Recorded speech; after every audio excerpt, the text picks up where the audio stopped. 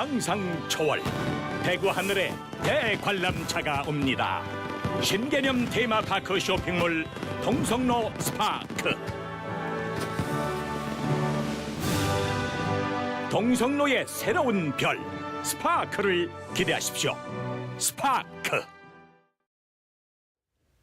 시청자 여러분 안녕하십니까? 김세화입니다. 얼마 전 우리나라 공무원 가운데 여성의 비율이 50%를 넘었다는 보도가 나왔습니다. 여성의 지위가 어느 정도 신장됐다고 평가하시는 분도 있습니다만 성평등은 양이 아니라 질적으로 평가해야 한다는 의견도 많습니다. 우리가 쓰는 언어, 우리가 접촉하는 미디어에서 성불평등, 이성에 대한 혐오의 감정이 무의식적으로 드러나고 있습니다. 지난 일주일은 양성평등 주간이었는데요. 시사톡톡 오늘은 일상생활 속에서 드러나는 성불평등 의식의 실태와 원인을 토론하는 시간을 마련했습니다. 오늘 패널들 소개해드리겠습니다. 정일선 대구여성가족재단 대표 나오셨습니다. 네, 반갑습니다. 네, 어서 오십시오. 김상호 경북대 신문방송학과 교수 나오셨습니다. 네, 안녕하십니까? 네, 반갑습니다. 오늘 좋은 말씀 부탁드리겠습니다. 최근 이렇게 공무원의 50% 이상이 여성이다라는 이 보도에 대해서 여성의 지위가 신장됐다라고 말씀하시는 분도 계시지만 반면에 그래서 뭐 어떤데 이렇게 또 반문하시는 분들도 있습니다. 공무원 중에 상당수 이 고위직은 남성이고 또 여성은 비주류다 이렇게 이제 생각하시는 거죠. 양이 문제가 아니라 질이 문제다 이렇게 이제 반문하시는 겁니다. 어쨌든 성평등 의식은 지속적으로 성장해 온 것은 분명하다고 말씀드릴 수 있을 것 같은데 그럼에도 불구하고 이 성평등 논의는 이제 계속되고 있고 오늘도 우리가 이제 토론을 합니다만 이 패널들께서는 나름대로 이 성평등 논의가 필요한 이유를 한번 정리해 주시면서 토론을 시작하도록 하겠습니다. 정일선 대표님. 네, 한마디로 공존을 위해서 필요하다라고 얘기를 드릴 수 있을 것 같습니다. 지금의 구도로는 남성도 여성도 또 뭐 가정이라면 가정의 엄마, 아빠, 아이까지도 모두가 행복한 삶을 누리고 있지 않기 때문에 그런 것을 이렇게 좀 벗어나기 위해서도 성평등 담론은 계속적으로 지속이 돼야 된다고 생각을 하고요. 네. 성평등에 대한 얘기를 하기 시작하면 두 가지 정도 오해가 있는 것 같아요. 하나는 성평등은 여성만의 권익을 위한 그런 그 이야기다라는 거. 또 하나는 이미 어느 정도 다 성평등이 이루어졌고 오히려 여성 우위 시대가 아니냐, 역차별이다 이런 의견들이 있는데요. 네. 그거에 대해서는 첫 번째 여성의 권익만 높아지는 거다가 있는데 성평등 얘기를 해서 여성의 권익이 높아지면 남성도 따라 그런 이제 경제적인 부담이라든지 뭐 이런 것들을 벗어날 수 있기 때문에 남성의 권익도 같이 높아질 수 있다라는 것을 그러니까 모두가 행복해질 수 있는 근거가 된다는 거 하나 하고 이미 여성 우위 시대가 아닌가라는 문제에 대해서는 네. 법적이나 제도적인 되게 선진국 수준이에요. 굉장히 잘 구비가 돼 있는데 일상 속의 성차별은 여전히 공고한 상태고요. 그래서 그런 부분이 더 이제 빨리 개선이 되기 위해서는 그 성평등에 대한 그 담론이 계속적으로 지속되어야 된다라고 생각을 하고 있습니다. 네. 성평등 문제를 얘기할 때 우리가 참 쉽지 않은 문제라고 생각할 수 있는 게 이 문제가 단순히 여성 남성 간의 어떤 대립 구도나 이런 문제가 아니라 자본주의 시스템의 발달 과정이 일반하고 그다음에 우리가 이 사회를 구성하는 일반적인 원리 자체의 변화가 결합되어 있고 더 중요한 건 이 여성과 남성이라는 이 성적 구별에는 문화적인 큰 베이스가 밑에 밑바탕이 깔려 있거든요. 네. 이런 것들을 무시하고 그냥 밖으로 드러나는 구체적인 어떤 채용상의 어떤 불균형 문제라든지 이런 걸 얘기한다는 거는 또 그런 걸 해결했다고 하는 것에서 여성 문제가 어느 정도 해결되고 진전됐다고 말하는 거는 아직까지 가야 될 길이 먼 문화적인 문제를 단순히 어떤 제도적 법적인 어떤 개선을 통해서 진전이 됐다고 말하는 것과 별 차이가 없다고 생각합니다. 특히나 이 문제 토론하면서 계속 또 나올 수도 있는 문제이긴 하지만 가장 취약한 계층이 누군가를 보면 네. 일부 또 많은 그 경제적으로 부유한 계층, 많이 배운 계층에서는 성차별 문제가 상당 부분 해소되고 오히려 가끔 역전현상이 벌어진다고 말을 할 수 있지만 그렇지 않은 경제적으로 다소 빈곤한 계층에서는 여전히 이 문제가 오히려 굉장히 더 심각한 문제가 될 수 있다는 거를 감추고 있는 효과를 네. 보여줄 수도 있다는 생각이 듭니다. 네, 우리가 도달해야 될 목표가 아직도 너무 멀다 그래서 이런 논의를 계속해야 된다. 뭐 그런 느낌이 듭니다만. 자, 이 성차별 관련 논의는 대체로 이제 실태를 보고 문제점을 분석을 하고요. 대책을 세우는 이런 일반적인 구조가 있고 오늘 토론도 그런 큰 구조 속에서는 벗어날 수는 없을 것 같다는 생각이 듭니다. 하지만 이제 저희들이 그런 일반적인 구도의 논의와는 좀 다른 시도를 해보려고 하지만은 그 잘 안 될 것 같아요. 너무 어렵습니다. 들어가다 보니까. 그래서 범위를 일단 좁혔습니다. 일상생활 속에서 나타나는 성차별 의식을 이렇게 들여다보고 거기에 대한 이제 문제점을 토론하는 방식으로 하겠습니다. 일상생활 속에서 드러나는 그 성차별 의식이라는 거는 언어라든가 또 이제 학교 교육 또 우리가 매일 접하는 미디어에서 이 성차별 의식이 어떻게 드러나는가를 이제 본다는 거죠. 그래서 먼저 우리가 쓰는 일상적인 언어에서 이 성차별적인 의식이 어떻게 표현되고 드러나는가 이 문제부터 토론을 하겠는데요. 최근 연구 조사를 저희들이 정리를 했습니다. 김은혜 기자 리포트를 보시고 토론을 계속하도록 하겠습니다. 보시죠. 우리가 일상에서 사용하는 언어 가운데는 성차별적인 내용이나 이성에 대한 혐오감이 담긴 표현이 적지 않습니다. 운전을 능숙하게 하지 못하는 여성을 비하하는 김여사, 한국 여성을 비하하는 김치녀, 한국 남성을 벌레로 비하하는 한남충이라는 단어들이 그렇습니다. 대구 여성가족재단에 따르면 지역에 거주하는 20대에서 60대 남녀 554명 가운데 약 94%가 성별과 관련한 혐오적인 표현을 접한 것으로 나타났습니다.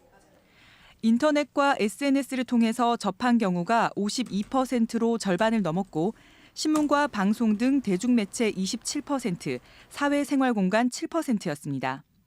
특히 아이들은 인터넷과 대중매체를 여과 없이 받아들이고 있어 문제의 심각성이 커지고 있습니다.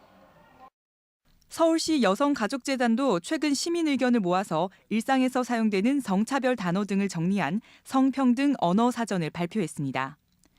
가장 많이 나온 의견은 여직원, 여의사, 여교사와 같은 단어처럼 직업 앞에 무심코 붙이는 여라는 표현을 빼고 직원, 의사, 교사로 부르자는 것입니다.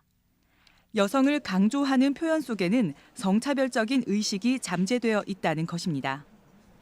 일이나 행동을 처음 한다는 의미로 단어 앞에 붙이는 처녀를 첫 으로 바꾸자는 의견은 두 번째로 많았습니다. 처녀작, 처녀출판, 처녀비행 대신 첫 작품, 첫 출판, 첫 비행으로 부르자는 것입니다. 출산이나 육아의 책임이 여성에게 있는 것처럼 보일 수 있는 단어를 개선하자는 제안도 눈에 띄었습니다. 여성이 아기를 적게 낳는다는 의미가 담긴 저출산은 저출생으로 바꾸고 어린아이를 태워 밀고 다니는 수레를 뜻하는 유모차는 유아차나 아기차로 부르자는 의견입니다. 저출생과 유아차라는 단어는 엄마가 아닌 아이 중심의 이미지가 담겨 있습니다. 범죄 행위의 위법성을 희석할 수 있는 단어를 개선해야 한다는 의견도 잇따랐습니다. 몰래카메라는 불법 촬영으로 바꾸고 헤어진 연인에게 보복하기 위해 유포하는 성적 콘텐츠를 일컫는 리벤지 포르노는 디지털 성범죄로 불러 범죄의 의미를 명확하게 담아내자는 것입니다. 성평등 주간을 앞두고 저희가 짧게 한 열흘 정도 시민 제안을 받았었는데 600여 건 이상의 제안이 벌써 들어왔습니다. 그래서 언어는 일상 속에서 늘 함께하는 소통의 도구이다 보니까 아마 무의식적으로 사용하던 성차별적인 단어가 생각보다 굉장히 많이 있었고 결국 늘 사용하는 언어들이 개선하는 것이 곧 행동을 수정하는 것이라는 생각으로 유쾌하게 참여해 주셨다고 생각됩니다. 언어는 사회를 비추는 거울이라고 말합니다. 일상생활 속에서 성차별과 혐오의 언어들이 늘어나고 있는 것은 우리 사회가 서로에 대한 적대감으로 얼룩지고 있음을 비추는 것은 아닐까요? 성차별과 혐오로 얼룩진 거울을 깨끗하게 닦아내려면 어떻게 해야 할까요? 시사톡톡 김은혜입니다. 네, 리포트 잘 보셨습니까? 네. 정일선 대표님 이렇게 이성에 대한 뭐 혐오적인 언어가 이렇게 구사되는 거 어떻게 봐야 될까요? 그 리포팅에서도 나왔던 것처럼 그런 얘기들이 요새 많이 회자가 되니까 요즘의 문제라고 생각을 하는데 네. 실제로는 저희 말하고 있는 무의식 중에 말하고 있는 것들이나 속담 같은 걸 봐도 여성 차별적인 게 굉장히 많아요. 김종택 교수님이 예전에 자료긴 하지만 우리나라 속담 한 1000여 개를 분석을 했더니 네. 여자는 뭐 여자 이렇게 들어가는 그 속담의 대부분이 그러니까 대부분이 아니라 전체가 다 불길하거나 경망스럽거나 뭐 굉장히 변덕스러운 그런 네. 것을 뜻하더라 이런 네. 걸 분석을 해놓기도 했습니다. 네. 그런 그 기본적인 그 가부장적인 그 체제에서의 그런 여성 차별적인 그런 시각과 더불어서 요즘은 제가 왜 이렇게 여성들에 대해서 여성 혐오 발언들이 더 많이 나오는가를 생각해 보니까 경제적으로 좀 불안하니까요. 네. 남성들이 이 위기의식을 조금 느끼면서 그런 불안이나 공포가 더해지는 것 같습니다. 그래서 김치녀, 아까 이런 말을 방송에서 해서 되는지 모르겠는데 김치녀 같은 경우만 하더라도 자신이 돈을 벌지는 않지만 그 남성의 경제력에 의존해가지고 뭐 명품을 들고 스타벅스 커피를 마시면서 다니는 여성 그런 것들을 비하해서 얘기를 하잖아요. 그런 반면에 뭐 데이트라든지 뭐 어떤 상황에서 자신이 당당하게 돈을 내고 또 남성하고 그 만들어 놓은 질서에서 어긋나지 않는 사람에 대해서는 개념녀라고 또 얘기를 하는 겁니다. 네. 그래서 그 남성들의 입장에서는 지금 이렇게 상대에 대해서 혐오하는 발언들이 예전보다 더 강도가 세지고 그런 부분들은 이 자본주의 아까 체제 얘기하셨는데 신자유주의로 넘어오면서 좀 경제적으로 불안해지는 그런 상황도 같이 고려해서 봐야 된다라고 생각을 합니다. 그 남성에 대해서도 지금 혐오 발언이 같이 나오잖아요. 네. 그래서 그 미러링이라고도 얘기를 하는데 대받아치는 반사하는 것처럼 대받아치는 건데 그런 부분도 그전에는 그냥 수용하고 움츠러들고 수동적이었던 여성들이 이제 그거에 대해서 우리도 목소리를 내기 시작하는 부분들이 있는 거거든요. 네. 그래서 근데 두 개 다 바람직하지는 않다라 이런 생각을 하고 있습니다. 네. 그 언어라는 것은 의식이 외화된가, 표현된가 아닙니까? 일각에서는 네. 언어를 통해서 의식이 내면화된다고도 얘기합니다. 아, 네. 네. 그래서 이 예를 들면 맞습니다. 네, 네. 이 최근에 제가 비슷한 논문 하나 썼는데요. 여성 혐오와 이 현대 미디어 상황에 대해서 비슷한 논의를 한 적이 있는데 여기 오늘 아까 비디오에 나온 내용은 정말 그 방송을 위해서 순화된 내용들만 나온 거고요. 네.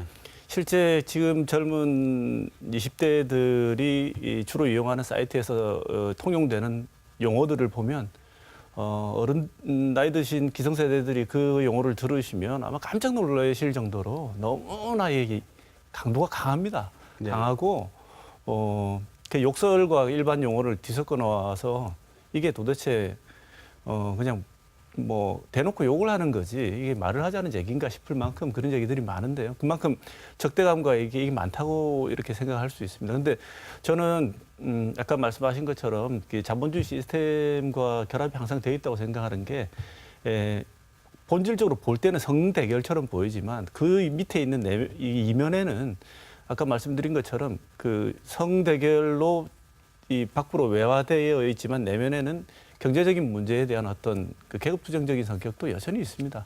그러니까 서로 비슷한 사람들끼리 그냥 서로 치고 박을 때는 그냥 싸우는 것처럼 보이지만 이거는 혐오가 되거든요. 혐오는 니까짓게라는 마음이 밑에 깔려 있어요. 그러니까 이거는 여자에 대한 혐오가 아니고 인간 일반이 많이 가진 자가 못 가진 자 혹은 네. 못 가진 자가 가진 자에 대한 어떤 계급적 혐오가 같이 결합되어 있는 형태인데 네. 여성 남성이 이렇게 여성 문제 남성 문제가 한꺼번에 이렇게 결합이 되어 있는 형태죠. 계급 문제와 이 성차별 문제가. 그런데 이 언어 문제는 왜 이런 형태로 일방적으로 여성이 당하는 형태로 나타나느냐면 지금 우리가 구성되어 있는 이 언어 체계가 철저하게 남성적인 거울과 이 언어 체계를 가지고 있는데 거기 한번 튕겨 나오게 되면 모든 용어가 자체가 기본적으로 지금도 많이 바꾸고 있지만 전제 자체는 남성의 언어 체계로 구성되어 있고 남성의 언어 체계에 의해서 형성된 의식 구조를 가지고 있습니다. 그러니까 맞는 말씀인 것 같아요, 진짜. 그 의식 구조에서 바라보게 되면 어느 순간 여성들이 미러링을 하면서도 남성적인 폭력적이고 공격적인 언어 형태를 답습한 그렇죠. 형태로 네. 표현만 새로운 바꿨을 대안적인 뿐이에요. 그런 네. 미러링이 되는 게 네. 아니라 네. 이거 전복을 시켜야 되는데 그걸 네. 그대로 답습해서 가져오니까 네. 그 지지를 못 받는 부분도 있고요. 네. 그다음에 아까 이제 남성적인 질서가 이미 굳혀져 있다고 말씀하셨는데 맨이란 단어 자체가 네. 우리 인류라고 생각하지만 인류가 아니라 남성이잖아요. 일단 그 남성을 그러니까 남성은 언제나 상수였던 것 같아요. 그러니까 상수고 여성은 변수고 그리고 그래서 여성이 들어가는 곳은 마이너스로 되고 그러니까 이제 어떤 직종이 있을 때 예전에 그 비뇨기과 같은 곳은 네. 여성이 진입을 못했거든요. 네. 남성의 영역으로 생각을 네, 하고, 네. 근데 거기에 전문성을 지닌 여성 의사가 그 이제 비뇨기과 의사가 되면 이제는 그 전공이 권위를 잃어버렸다라고 생각을 하게 되는 거예요. 네. 근데 진짜 신기한 게 보통은 요리나 이런 영역들은 여성의 영역이에요. 집에서는 그렇게 생각을 하지만 직업의 세계나 전문직의 세계로 들어오면 남성 세포에 대해서는 권위가 또 실리는 거거든요. 그래서 지금까지 아까 말씀하신 것처럼 남성을 상수로 보고 여성은 변수로 보고 모든 것을 그러니까 이제 여성 의사 아까 나온 것처럼 뭐 여의사, 여화가 뭐 이렇게 되는 것들이 네. 그렇게 남성에 대해서는 남 의사, 뭐 남화가 이렇게 붙질 않는 것처럼 그런 그 질서 체계를 갖고 있기 때문이라고 생각합니다. 네. 그 시작 자체가 모든 직업이라고 불리는 것들이 이 태동되던 방식 자체가 가정은 여성의 영역으로 분화되던 시기 이전에는 그러니까 가정은 여성의 영역, 그다음에 이외 사회적인 활동은 남성의 영역으로 처음에 시작을 했을 때 여성의 영역은 가정 영역에 한정되어 있었기 때문에 그 이후에 모든 직업들이 남자들의 영역이었죠. 그 진행되다가 여자들이 여자가 진입을 들어가니까. 한 거예요. 그러니까 여자 의사라고 구분이 붙여줘야 필요하니까 네. 의사는 의사인데 여의사가 되는 거고 교수는 교수인데 여교수가 되는 거죠. 그러니까 이게 직업 자체가 누구나 가질 수 있는 보편적인 어떤 영역으로 인식이 되게 되면 이런 말이 가지는 구별성이 네. 없어지는 건데 네. 그래서 모두에 제가 말씀드렸지만 이 성차별의 문제는 단순히 남녀 간의 어떤 이런 문제가 아니고 더 밑에 깔려 있는 역사적이고 문화적인 것들이 결합되어 있는 상태. 그다음에 더 나아가면 더 본질적인 문제는 아까 말씀하신 것처럼 정상으로 분류되는 사람, 서구 이제 그에서도 이런 문제는 계속 제기됐습니다만 네. 이거는 서양에서 서양 백인 이성의 엘리트 남자만 정상인입니다. 그러니까 여기서 서양 남자가 아닌 아랍 남자도 비정상이고요. 네. 남자가 아닌 여자도 비정상이고 네. 엘리트가 아닌 하층민도 사실은 모자란 인간이에요. 그다음에 동성애자들도 모자란 인간이 되는 거죠. 그러니까 이건 인류의 기본적인 어떤 인식 구조에 있어가지고 하나의 보편적이고 이 지향점인 이상형을 설정하게 되면 거기 빠지는 인간들은 전부 다 뭔가 하나씩 비정상적으로 네. 모자란 인간으로 이렇게 치환이 되어 왔었는데 우리 철학사에도 이렇게 보면 그 서양 철학이나 그걸 받아들인 대부분의 학문 구조에서 인간 중심주의라는 게 있습니다. 우리가 인간이니까 인간 중심주의는 네. 당연하죠. 그러니까 인간을 중심으로 생각하는 건 당연한데 문제는 인간이 남자라는 거죠. 네. 심지어 이 인간 중심주의를 설명하는 도표에 보면 맨 꼭대기에 정상 인간은 인간 남자예요. 그 밑에 단계에 다른 포유류와 함께 여자가 위치해 있습니다. 그러니까 여성을 반인간이라 그랬잖아요. 그래서 네. 그렇죠. 그러니까 네. 이런 이유가 등장하게 된 것도 보면 우리 정 선생님 말씀하신 거하고 비슷한데 저는 원인이 인간의 본질에 대해서 계속 연구한 사람들이 가지고 있는 문제였다고 생각합니다. 이 문제는 앞으로 또 진행되는 토론에서 제가 다시 한번 말씀드릴 기회가 있을 것 같습니다. 이 중세에서 근세로 넘어올 때 내 사유의 주체는 나다. 그러니까 생각하는 나는 존재한다라고 할 때 거기서 나는 이제 남성이라는 남성이죠. 것이죠. 네. 네. 그런 고착관념이 계속 내려왔다 이렇게 볼 수도 있다는 생각이 드는데요. 그 인간의 본질과 네. 인간의 조건이라는 의미, 그러니까 인간은 철학자 한나 아렌트 책 제목이기도 합니다만 다른 방식으로 해석을 하면 네. 인간의 본질을 물어보면 자꾸 남성의 본질과 여성의 본질에 대해서 질문을 할 수밖에 없습니다. 네. 근데 한 번도 인간의 본질에 대해서는 질문을 던지지 않아요. 네. 근데 인간의 조건의 문제를 삼으면 옛날에는 인간이 아니었던 사람들이 조건이 바뀜에 따라서 인간으로 편입된 경우가 이제 우리의 역사지 않습니까? 맞죠. 네. 흑인도 노예도 뭐 인간 아니었지 않습니까? 네. 우리 여성들도 참정권을 획득하기 전에는 사실 인간 대접을 못 받은 거죠. 네. 그러니까 조건이 바뀌니까 인간 아니었던 존재들이 인간의 이제 의미를 획득하게 된 것처럼 지금도 어떤 의미에서는 분명히 인간이긴 한데 아직도 인간의 조건에 부합하지 않는다는 암묵적인 이유로 인간의 범주에 집어넣어주지 않는 저항당하고 배척당하는 인간의 범주가 있지 않습니까? 네. 그러니까 이 역사의 범위 내에서 비슷한 이 맥락에서 해석을 해볼 필요가 있다고 생각합니다. 의식이 언어로 이제 외화된다고 보고 또 반면에 교수님이 말씀하셨듯이 언어를 통해서 이제 의식이 내면화된다. 그러니까 언어가 의식을 이제 지배할 수도 있다는 경우를 말씀하셨는데 여성에 대한 언어의 이 폭력성이 의식을 지배하게 되고 또 의식을 이제 고정화시키고 그러니까 학습하는 거죠. 언어를 통해서. 그 위험성이 일단 있는 거 아닙니까? 그러니까 지금 이제 사회자분께서 말씀하신 어떤 주체는 네. 어떤 의미에서는 이제 최근 이제 근대 이후에 인간을 바라보는 시선에서 볼 때에는 이미 많은 문제 제기와 문제가 있는 주체로서 이제 비판을 받고 오히려 최근에 이제 포스트 모더니즘이나 이런 계열에서 말하는 인간 주체는 오히려 반대로 네. 인간의 상징계, 인간의 언어 체계가 주체를 만들어낸다 이렇게 얘기를 하게 됩니다. 네. 그러면 남성적인 상징계, 남성적인 언어 체계가 흔히 말하는 이제 상징계라는 것은 어떤 내가 그 기준을 받아들일 때 우리 사회가 너를 우리 사회 일원으로 받아들이겠다는 통과 의례의 하나 비슷한 거거든요. 예. 그러니까 이게 흔히 말하는 이제 아버지의 이름으로 받아들이게 되는데, 그러니까 우리 사회에 이미 형성되어 있는 언어 체계, 상징 체계입니다.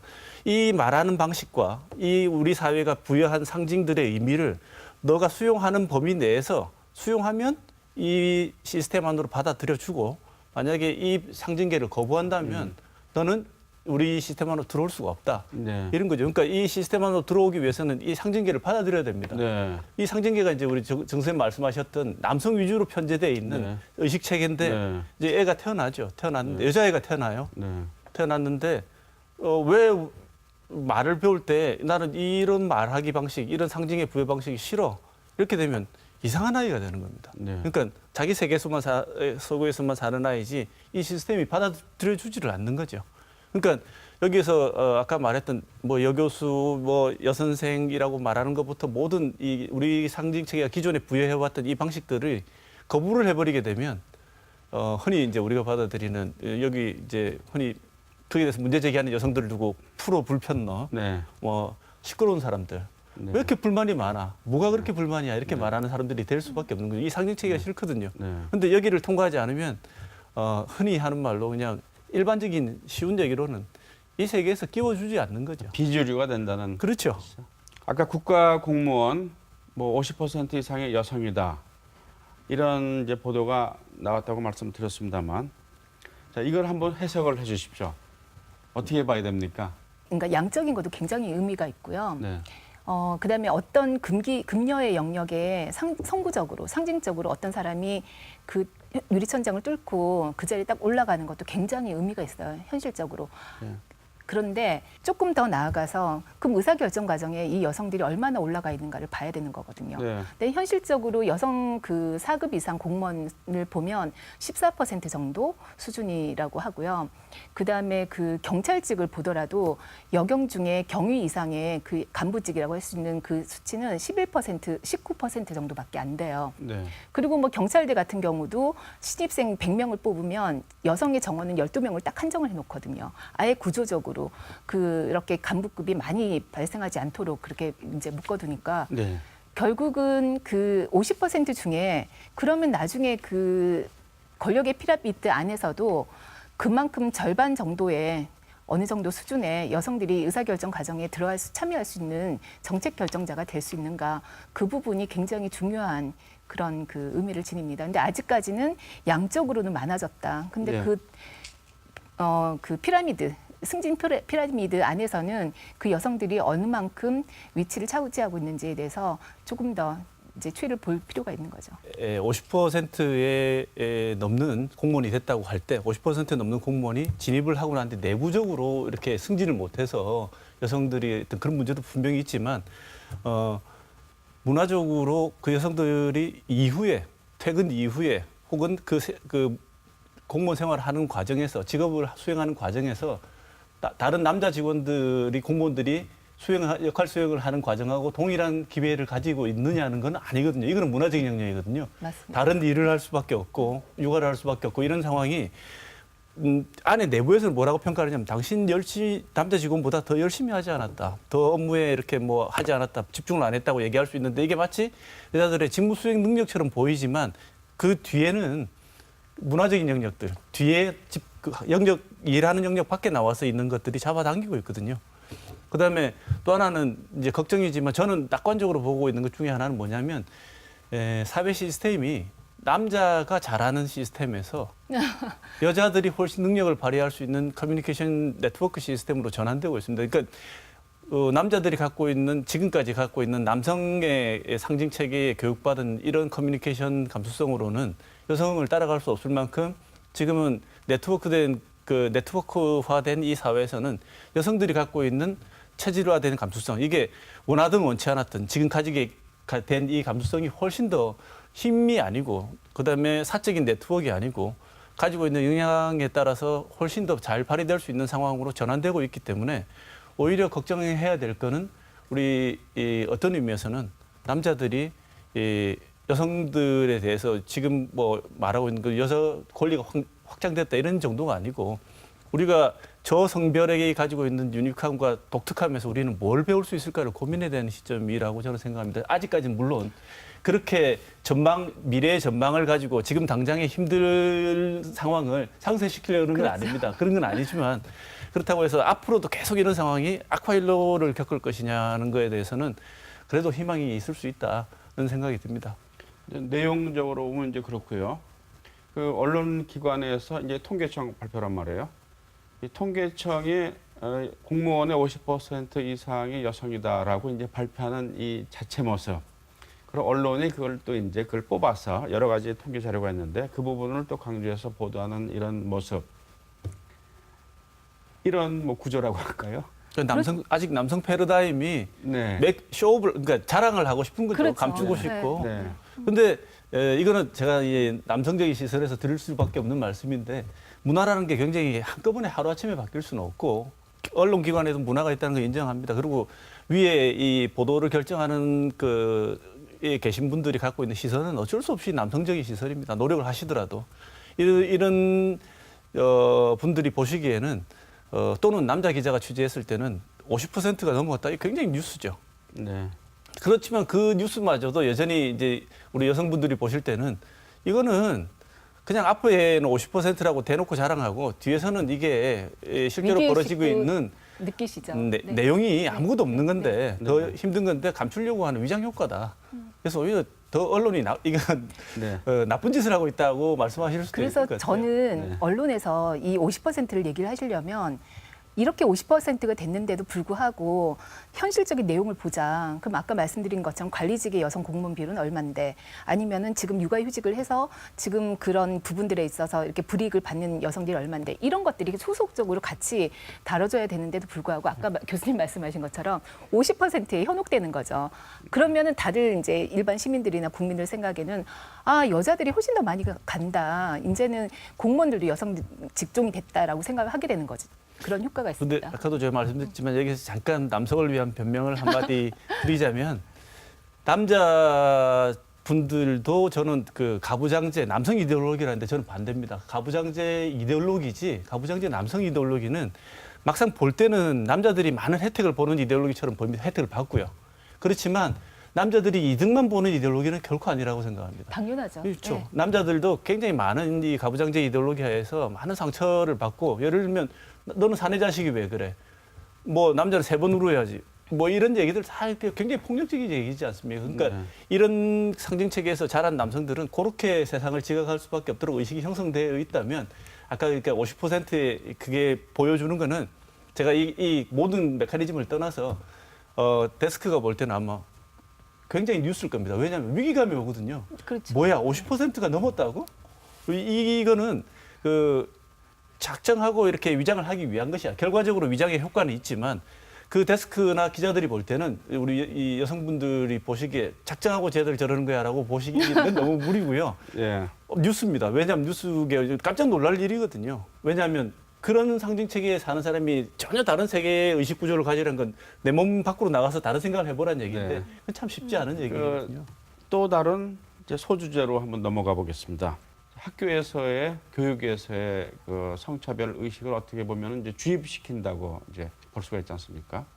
여기도 문제점이 많을 것 같은데 어떻게 보십니까? 제가 느끼기에는 이런 어떤 느낌을 받냐면, 지금 중고등학교 애들 같은 경우에는 부모님들 세대가 느끼는 성적 성차에 대한 감수성, 그 젠더 감수성이 굉장히 다릅니다. 네. 부모님 세대는 아직까지 제가 아까 말씀드린 강고한 남성적인 어떤 상징계에서 벗어나지를 못하고 있고, 심지어 어머니들도 내가 여잔데 하면서도 내면화시키고 있습니다.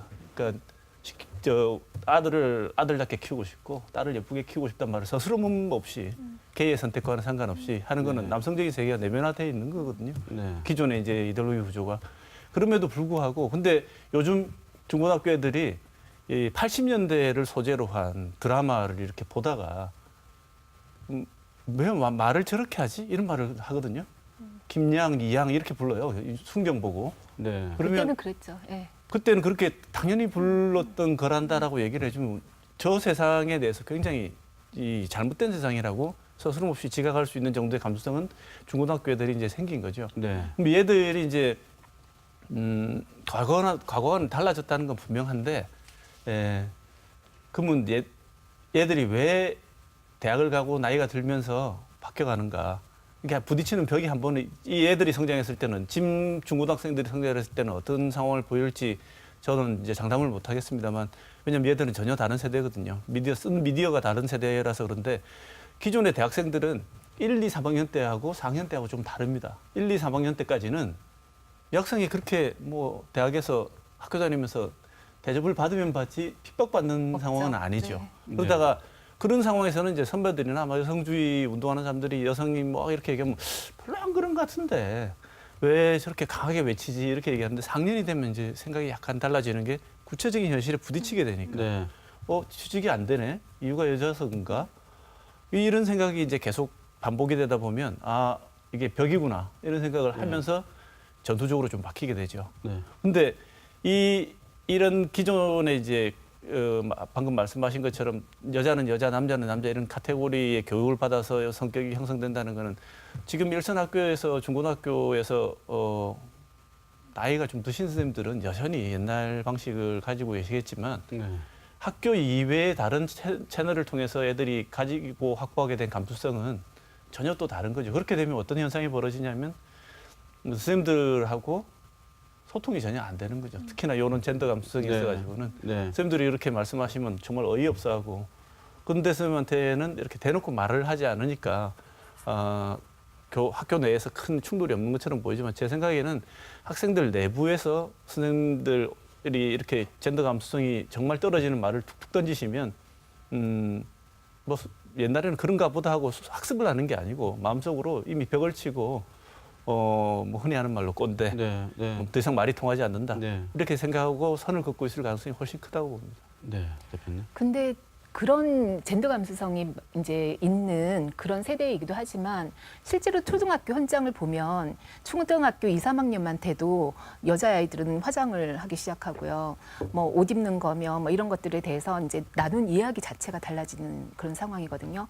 그래서 제가 보면 그 그러니까 기회 평등에 대해서 그러니까 남자만 만약에 반장을 해라. 여자는 부반장만 할 수 있다. 이렇게 된다면은 그거에 대해서 문제 제기를 하겠지만 사회가 요구하는 여성은 좀 외모를 좀 가꾸고 예뻐야 되고 어떤 역할들에 대한 그 성역할 고정관념에 대해서는 조금씩 그냥 그 나이만 돼도 수용을 하는 것 같아요. 더 그게 빠른 시기에 수용을 하는 것 같고 실제로 그런 얘기도 이제 너 페미니 뭐 너 메가리니 이렇게 하면서 하는 얘기가 초등학교에서도 욕이 된다라고 하거든요. 그러니까 이제 조금 그런 데 대해서 발언을 좀 세게 하거나 세게 하는 것도 아니고 자기 주장을 하거나 이렇게 하면 페미니스트느냐는 거를 너 페미니라고 표현을 하면서 이제 적대감을 드러내고 따돌리고 이렇게 차별하고 뭐 이런 것들이 이제 일어나는 현장이 초등학교부터라고 하니까 그거에 대해서는 되게 우려스러운 부분이 있습니다. 저도 그 점에서 이제 이 주제를 받고 토론을 임하면서도 제가 굉장히 저도 고민스러웠던 부분 중에 하나인데요. 이 굉장히 드리기가 굉장히 껄끄러운 말씀일 수도 있는데 현재 벌어지고 있는 어떤 성차별에 대한 문제 제기가 계속되고 구체적으로 벌어지고 있는 성차별을 극복하고 수정하려고 하다 보니까 어쩔 수 없이 이 전략적이든 방법론적이든 여성의 그 차별에 대해서 강조를 할 수밖에 없고 이걸 시정하려는 노력들이 있다 보니까 계속 여성성을 얘기를 하게 되니까 정작 우리가 지향해야 되고 강조해야 될 지점은 남성 여성의 그 성별의 권리의 문제가 아니라 우리는 같은 인간으로서의 보편적인 권리. 인간의 기본권과 인간으로서의 존엄성 이거에 대한 교육을 해야 되는데 그러니까 오히려 강조가 되는 강조를 거죠. 하다 보니까 네. 역행해가지고 전선을 고착시키고 남성 여성의 대결 우리는 인간이라는 어떤 보편성, 그러니까 여자가 당연히 인간으로서 누려야 되는 보편적 권리를 못 받고 있으니까 확충하자는 얘기를 하는 건데 여자의 권리를 얘기하는 것처럼 비칠 가능성이 있다는 거죠. 네. 근데 실제로 그래서 학교에서 그런 얘기를 이제 선생님들도 이제 여자의 권리 뭐 이렇게 얘기를 하다 보면 남자애들이 받아들이는 감수성이 인간의 보편적인 여자는 남자 여자는 그냥 남자 여자는 성별로 나누어져 있지만 인간의 보편적인 권리로서 모든 인간은 동등한 권리를 지닌다고 교육을 해야 되는데 여자들은 그 권리를 뺏겨서 찾아야 돼 이렇게 얘기를 하는 것처럼 비치면 어떤 현상이 벌어지냐면 대결 구도가 형성되는 거는 저는 양쪽을 위해서 아까 처음에 모델 말씀하신 것처럼 우리 모두를 위해서 네. 결코 좋지 않은 현상이라고 생각을 하거든요. 맞습니다. 이제 인터넷 댓글 같은 거 이렇게 보시면 알겠지만 약간 이런 문제가 나올 때 모든 댓글에 수렴되는 게 있어요. 군대 갔다 왔냐? 너도 군대 가라. 네. 그러니까 여자들한테 공격하는 모든 그 마지막 단어가 군대 얘기로 넌 군대 가지 않았잖아. 그러니까 군대 가라. 뭐 이런 얘기로 이제 수렴이 되거든요. 근데 교수님 말씀하신 것처럼 이제 어떤 한쪽의 권익만 자꾸 지금 기울어져 있으니까 높인다고 얘기를 하다 보니 이거에 대해서 백래시가 오는 거는 있는 것 같아요. 네. 그래서 그거에 대해서는 좀 진지하게 좀 논의를 해봐야 될 것 같습니다. 네, 알겠습니다. 인터넷 말씀을 하셨으니까 미디어 쪽으로 또 한번 넘어가 보겠습니다. 이제 미디어에 나타난 이제 이 성차별 의식 이 부분에 대해서 토론하겠는데요. 먼저 그 대구 여성의 이 활동가들로부터 미디어 속 이 성차별에 대한 의견을 저희들이 모아봤습니다. 이 인터뷰를 들어보시고 토론을 계속하도록 하겠습니다. 자, 보시죠. 가장 중요한 뉴스는 남자 앵커가 앞부분에 먼저 얘기를 하고 여성 앵커가 두 번째 얘기를 하잖아요. 그래도 그 비율은 예전에 비하면 굉장히 좀 조정이 된 편이기는 한데 여전히 그런 부분이 좀 남아있는 것 같아요. 그러니까 롤 모델을 찾을 때 요즘에는 미디어에서 주로 많이 찾게 되는데 미디어에서 그런 성역할 고정관념을 반영한 모습이 보여지게 되면 다양한 역할을 여성들이 찾기 어렵게 되겠죠. 인터넷에 댓글을 특히 보면은 이제 그런 뭐 성차별적인 특히 성추행 같은 성폭력 사건이 일어난 사건 기사 밑에 댓글을 보면은 굉장히 많은 댓글이 달립니다. 여성 혐오적인 말 아니면은 여성들이 같이 이제 가해자한테 이제 잘못을 전가하는 것이 아니고 피해자한테 이렇게 잘못을 전가하는 식의 이런 발언이 더 많은 피해를 키우는 상황이라고 생각이 듭니다. 게임 하는 사람들끼리는 약간 속된 말로 여성 캐릭터 같은 경우에는 벗고 있을수록 방어력이 강하고 캐릭터가 어릴수록 공격력이 세다라는 말이 있거든요. 그다음에 여성 캐릭터들이 선택할 수 있는 직업에 대해서도 되게 한계가 있는 게임들도 있거든요. 그러면은 뭐 남성 캐릭터 같은 경우에는 되게 진취적이고 공격적인 성향을 가지고 있는 직업을 선택할 수 있는 반면에 여성 캐릭터 같은 경우에는 조금 수동적이고 아니면은 전면에 나선다기보다는 뒤에서 지원하는 이러한 직업들을 주로 선택할 수 있는 경우가 있어서 이제 그런 것들도 성에 대한 역할에 대한 고정관념이 어느 정도는 섞여 있다고 저는 게임을 하면서 느낀 적이 있습니다. 예능 프로그램들을 주로 이제 뭐 연속해서 보는 건 아니고 가끔씩 보게 되니까요. 보다 보면 그러니까 패널들이라고 하나요? 네. 나와 있는 사람들 아니면 진행자, 왜 여러 명이 진행을 하게 되는 경우에는 대체로 남자 진행자들이 대부분인 것 같더라고요. 그리고 만약에 여자 진행자가 나온다면 그 안에서 여성성을 아주 강조하게 하거나 그러니까 남자는 이런저런한 캐릭터들이 많이 있는데 여자들은 여성성을 굉장히 강조하는 캐릭터나 아니면 그렇게 설정에 대해서 누구누구하고 꼭 연결이 되거나 그렇게 반드시 어떤 연애를 해야 되는 것처럼 느껴지도록 만들어지거나 아니면은 굉장히 센 언니 그렇게 두 가지 정도로만 나와 있는 것 같더라고요. 그래서 아주 세서 아무도 못 건드리는 사람이거나 아주 왜 대상화돼서 뭐 아름답고 또 아니면 뭐 성적으로 대상화되어 있는 그런 경우들이 좀 고쳐져야 되지 않을까. 네, 교수님 네. 인터뷰 어떻게 보셨습니까? 뭐 충분히 공감할 만한 지적들이고요. 네, 왜 저런가에 대해서 네, 우리 내부적으로도 많은 토론도 하고 네. 문제 제기도 했지만 네, 여전히 잘 개선되지는 않는 네. 문제인 것 같습니다. 네. 근데 왜 진짜 왜 이렇게 미디어에서 오히려 더 미디어에서 성차별 의식이 드러나는가? 어떻게 보십니까? 미디어가 궤도적인 성격이 있고 미디어가 사회가 나아가야 될 방향을 제시해야 된다는 책임감을 가지고 있습니다. 네. 그거는 이제 이 당위의 측면이고요. 그다음에 미디어의 또 다른 측면은 부인할 수 없이 우리 MBC나 KBS 같은 경우에는 공영방송이니까 다소 덜하겠지만 요즘 미디어 그래도 뭐 벗어날 수 없는 게 미디어는 광고로부터의 압력이고 네. 시청률에 대한 어떤 압박 이건 벗어날 수가 없습니다. 그런데 이 시청률에 대한 압박이 어떤 형식으로 이제 미디어 이 콘텐츠에 구현이 되냐면 무서운 시도, 새로운 시도는 엄두를 못 내게 합니다. 그리고 이미 확보되어 있는 안정되어 있는 사람들의 취향에 더욱 복무하게 합니다. 만약에 새로운 시도를 했을 경우에 그 개별적인 어떤 시도 자체는 큰 칭찬을 받을 수 있지만 내부적인 시스템 안에서의 제작자나 그 결정 당사자들이 겪어야 되는 어떤 힘든 상황 이거는 저는 쉽게 예측이 됩니다. 그래서 아마 새로운 시도보다는 이미 안정된 구도 내에서 얻어낼 수 있는 시청률에 대한 어떤 뭐 안전한 방식을 추구할 거라고 저는 생각이 들고 그런 생각 끝에서 아마 포맷을 조금씩은 변화를 시키더라도 전면적이고 획기적인 변화는 어렵다, 힘들다는 생각이 듭니다. 네. 얼마 전에 여성 앵커가 안경을 끼고 나오겠다 맞습니다. 한 그러한 사실이 이제 화제가 된 적이 있거든요.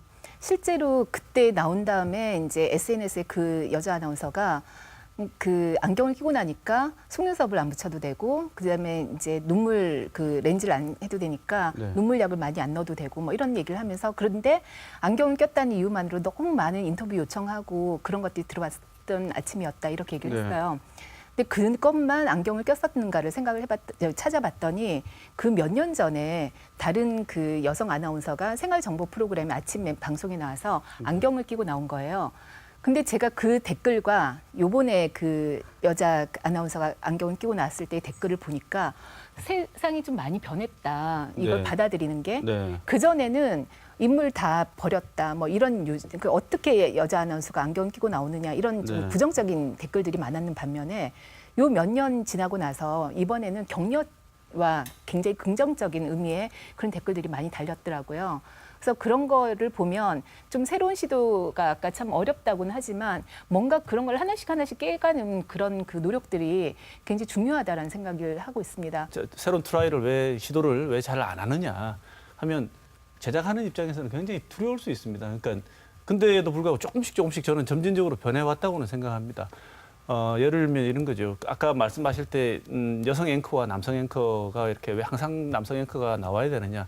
이거는 9시 뉴스 같은 경우에는 이제 메인 뉴스 같은 경우에 순서를 바꾸는 건 굉장한 모험이고 사실은 해볼 만한 시도이긴 하지만 결정이 필요한 얘기지만 저는 굉장히 주목하는 것 중에 하나가 시사 프로그램의 진행자들이 남성 일변도에서 여성 진행자들로 많이 바뀌었습니다. 네.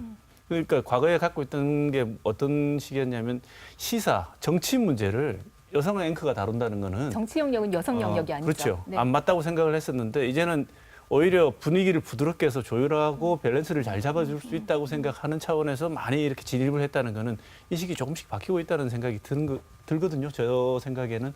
그렇지만 여전히 우리가 이제 제작을 하는 겉으로 드러난 누가 진행을 하느냐 이런 문제보다도 주제를 선정하거나 진행을 하는 방식, 결정하는 층위 이런 거에 개입하는 방송 이면에 있는 그 제작의 관행 방식이 과연 완전히 이렇게 벗어나 있냐에 대해서는 의문의 여지가 많습니다. 실제로 카메라의 시선은 영화 카메라도 마찬가지고 텔레비전 카메라도 마찬가지인데 카메라를 다루는 분들이 그냥 기계를 다루는 것 같지만 카메라의 시선은 사실은 남성적 시선을 체화시킨 거거든요.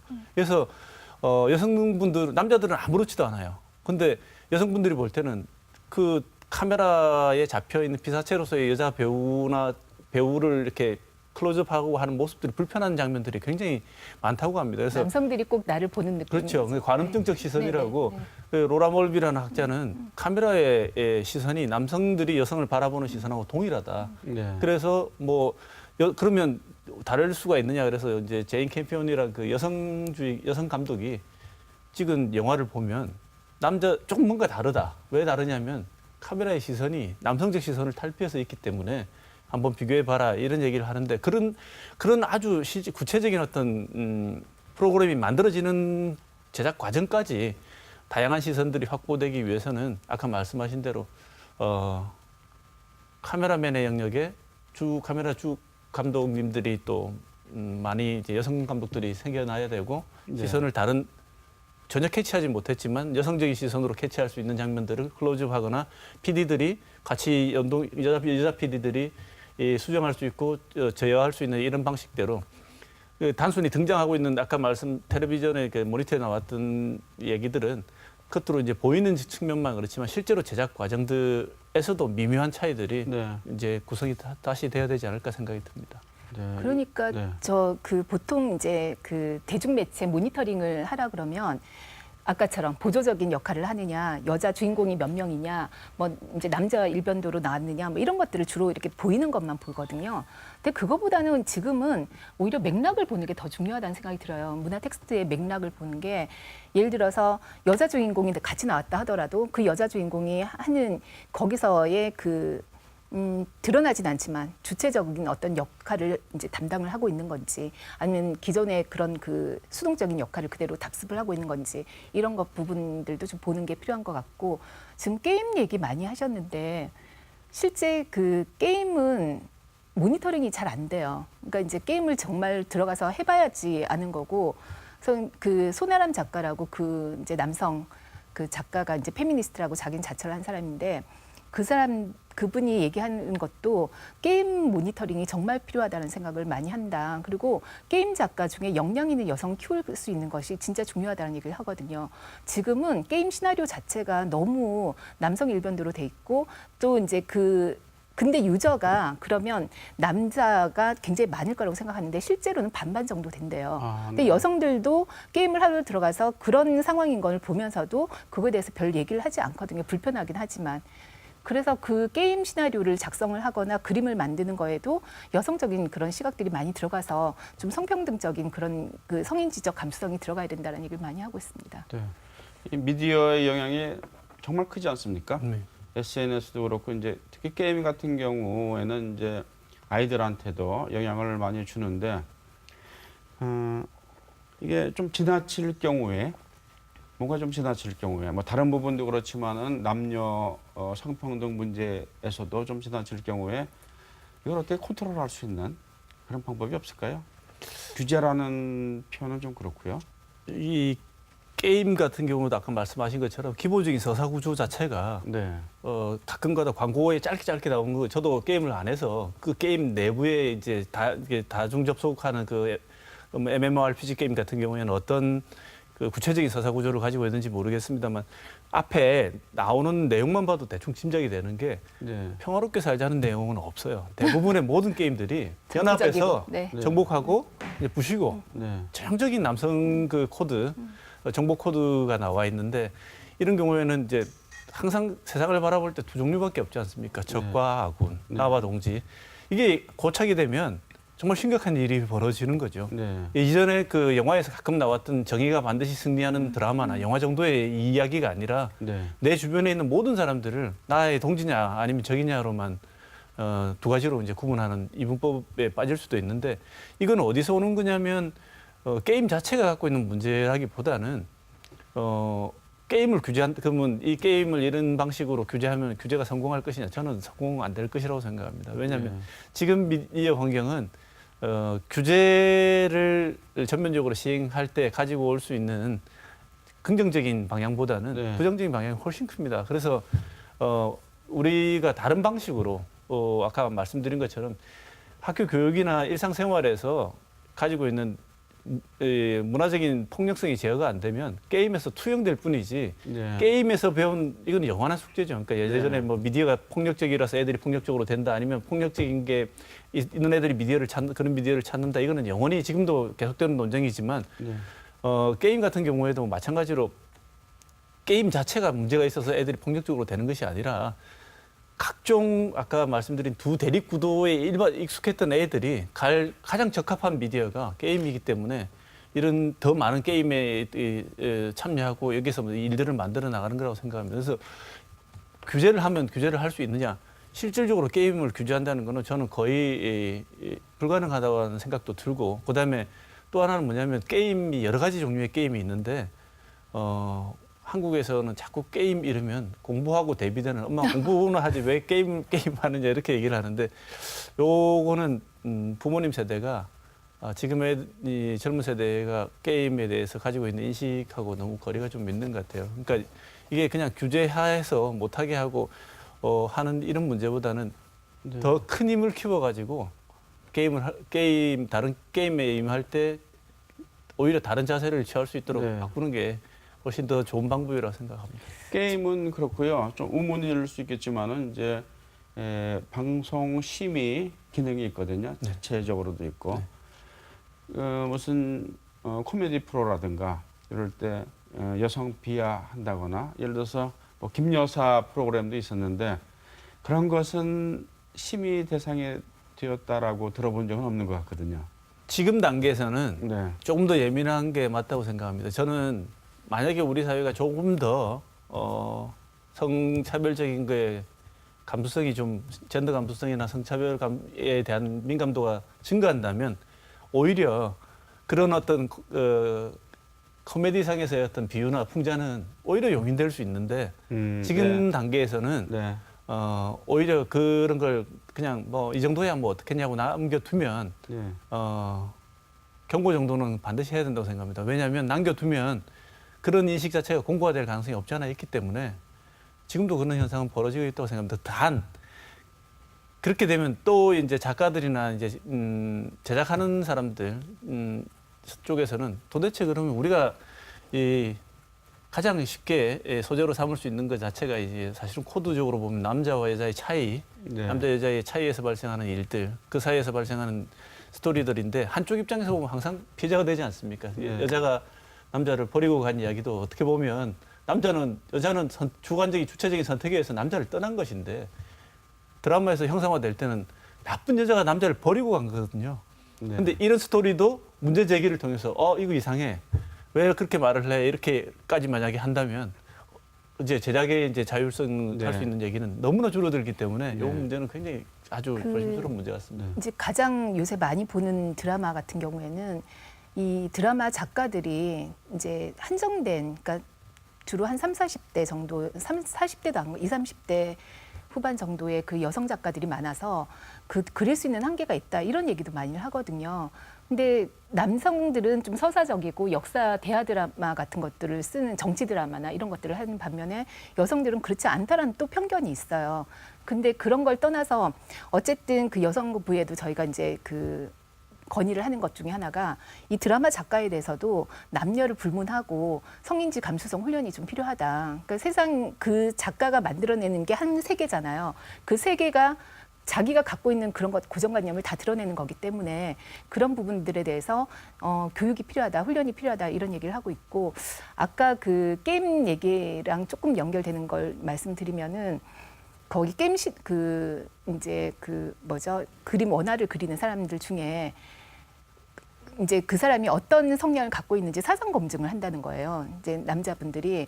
그래서 어떤 사람이 그림을 그리면 거기에 대해서 이 사람이 3년 전 아니면 몇 년 전 거까지 다 파서 이 사람이 뭐 어떤 성향이 있는지 검증을 해가지고 만약에 조금이라도 여성단체랑 연계가 됐거나 트위터에 좋아요가 눌러져 있거나 이러면 가서 막 그 제작사한테 이 사람 잘라라 이렇게 압력을 넣고, 그래서 실제로 그 제작사 그 대표가 그거에 대해서 수용을 하고 자기는 이러이러한 인터뷰를 진행했다. 그래서 당신은 왜 이 여성단체의 트위터를 그 팔로우를 하고 있느냐 이런 걸 물었고, 또 아니면 왜 좋아요를 눌렀느냐 이런 걸 질문했다라는 것을 네. 아예 공고를 해놨거든요. 네. 근데 그걸 했을 때 그전에는 그럴 수 있다라고 넘겼던 거를 지금 노동위원회에서 권고사항으로 그거는 이제 노동권을 침해한 거라고 이제 얘기를 해서 그런 부분들이 좀 자정이 될 수 있었으면 좋겠거든요. 그래서 그런 것들도 하나의 계기가 돼서 좀 제작사 쪽에서도 그 압력에 굴복하거나 하는 거를 그러니까 하지 않도록 하는 어떤 계기가 됐으면 좋겠다 이런 생각하고 있습니다. 뭐 부연해서 한 가지만 더 말씀드리면 물론 이 청소년들에게 아주 성고착적인 어떤 오히려 재생산할 수 있는 이런 게임 캐릭터라든지 게임의 진행 방향은 굉장히 문제가 있고, 수정이 필요하다고 생각됩니다. 근데 이거는 분명한 사실이고 그다음에 여기에 덧붙여서 또 하나 말씀드리고 싶은 거는 공중파 방송, 그러니까 지상파 방송 같은 경우에는 누구나 이제 본의 아니게 보편적으로 접근할 수 있는 일들이 있고 그다음에 우리 사회 문화적인 어떤 유산을 전수해야 되는 대표적인 그 미디어 기능을 하는 곳이기 때문에 여기에 실리는 그 드라마라든지 이런 거에는 보다 더 민감한 그 궤도적인 내용들이 포함이 돼야 된다고 생각합니다. 그런데 또 한 측면에서는 뭐 영화라든지 아니면 일부 그냥 드라마 전문 채널에서 하는 실험적인 어떤 성격의 그 이야기라든지 게임의 또 일부 게임은 연령 제한을 두더라도 저는 모든 게임, 드라마, 영화가 교과서가 될 수는 없다고 생각합니다. 네. 예술 창작 작품은 항상 지금 우리가 금기로 만들어 놓은 벽을 깨는 게 예술의 영역이기 때문에 이것도 예술의 한 부분으로 본다 그러면 모든 그 궤도적인 거에 순응하는 것만이 아니라 오히려는 가끔은 반대적이고 지금 금기라고 말하고 오히려 보편적으로 도덕적으로 이렇게 해야 된다고 하는 내용에 가끔 반하는 내용이 담기는 내용들이 구성이 된다 하더라도 네. 이것은 그 적절한 전제적 조건을 만족시킨다면 예술적인 시도로서 이거를 막는다는 것은 우리의 문화를 풍성하게 만드는데 굉장히 위험성이 있다 오히려. 그래서 네. 너무 단조로운 문화적인 톤을 만들어 가자는 게 이 토론의 취지가 아니라 네. 그 영역은 그 영역대로 충분히 이렇게 잘 지켜나가되 일반적으로 굉장히 위험성이 있는 영역 일반에 대해서는 좀 더 조심할 필요가 있다는 선에서 그냥 우리가 이 얘기를 해야지 모든 부분이 네. 궤도적이고 도덕적이고 해야 된다는 거는 그거는 너무 많이 진행된 게 아닌가 하는 생각이 듭니다. 지금까지 우리 일상생활 속에서 이렇게 나타난 성불평등 의식에 대해서 알아봤습니다. 뭐 언어 상황 그리고 이제 교육 현장, 미디어 상황 속에서 어떻게 성차별 의식이 표현되는가 실태를 보고 이제 그 원인을 분석을 했습니다. 대책을 말해보자 했던 것은 우리 토론에서 목적은 아니었습니다. 워낙 이제 추상적이고 그 대책이요. 그래서 어느덧 시간이 다 돼서 어쨌든 정리를 해야 되겠는데요. 이 미디어 상황 또 일상생활 속에서의 성차별 의식 이 분석까지는 했는데 이제 이 부분에 한정해서 꼭 하시고 싶은 말씀, 하여튼 뭐 이 현장 속에서 우리가 꼭 의식해야 될 부분 뭐 이런 거 있으면은 말씀을 해주시기 바라겠습니다. 처음에도 말씀드렸지만 이 남자들끼리 있으면 남자가 어떤 존재인지 모릅니다. 남자는 반드시 여성이라는 존재를 만나야지 남성이라는 아이덴티티를 그때 발견하거든요. 네. 반대로 여성도 이제 여성들끼리만 있으면 여성이라는 존재가 어떤 존재인지 아이덴티티를 정체성이 뭔지 사실은 잘 모르다가 남성이라는 다른 존재를 만나지 내가 어떤 존재인지를 그때 이제 파악하게 되는 이런 다른 타자로서의 서로가 만나고 있는 인간인데 우리는 각자 갖고 있는 자기 이미지에 너무 고착되지 말고 좀 흔들렸으면 좋겠습니다. 내가 생각하는 남자가 맞나? 과연 나 스스로 생각했던 인간의 한 부분으로서의 남성이라는 존재의 정체성이 과연 옳은 것인가? 옳다고 보기에는 어떤 것인가 생각해왔던 게 꼭 그래야 하는가에 대해서 다소 흔들릴 필요가 있다고 봅니다. 여자도 마찬가지라고 생각합니다. 여성들도 항상 우리는 이런 존재야라고 자꾸 규정하기보다는 우리가 규정해왔던 이 존재가 과연 계속 상황은 바뀌는 거니까요. 맞는 것인가를 생각하면 서로 흔들리는 존재들끼리 확신을 안 하게 되면 대화가 시작될 거라고 생각하는데 확신이 강하면 대화 말고 싸움밖에 없을 거라고 생각합니다. 그래서 서로 자기에 대해서 너무 확신하지 말고 좀 흔들리면서 이야기를 진행하는 게 어떨까라는 생각을 해봅니다. 네, 대표님. 네, 버지니아 울프가 그 여성은 추방된 자라면 남성은 갇힌 자라고 얘기를 했다고 합니다. 네. 그 성평등이 오면 지금은 아니지만 어느 날 성평등이 이루어진다면 어떻게 될까를 생각을 해보니까 굉장히 자유로워질 것 같다는 생각을 해봤습니다. 네. 그러니까 뭐 남자다, 여자다 이런 어떤 고정관념이나 틀 속에 갇혀 있거나 이제 그 체계 안으로 들어오지 못하는 게 아니라 어차피 같이 살아야 되잖아요. 같이 살면서 서로 자기 결정권을 가지고 주체적인 삶을 살 수 있는 그런 것이 성평등의 궁극적인 목적이 아닐까 그렇게 생각을 합니다. 그렇게 되기 위해서는 뭐 배려, 뭐선 도와준다, 뭐 이런 그런 것보다는 함께한다라는 그런 인식이 필요한 것 같습니다. 네, 오늘 말씀 감사합니다. 하늘의 절반은 여성에 짊어지고 있습니다. 근데 이런 말도 남녀를 구분해서 이렇게 말한 것 같아요. 하늘은 남자가, 여자가 떠나서 하늘은 인간이 짊어지고 있습니다. 이렇게 말씀드리는 게 맞을 것 같습니다만, 이 성평등은 어느 한 성이 다른 성에 대한 주도권을 줄 수 없다는 이런 의식에서부터 출발해야 될 것 같다는 생각이 듭니다. 자, 시청자 여러분 어떻게 오늘 토론 보셨습니까? 시사톡톡 오늘은 여기서 마치겠습니다. 시청자 여러분 감사합니다.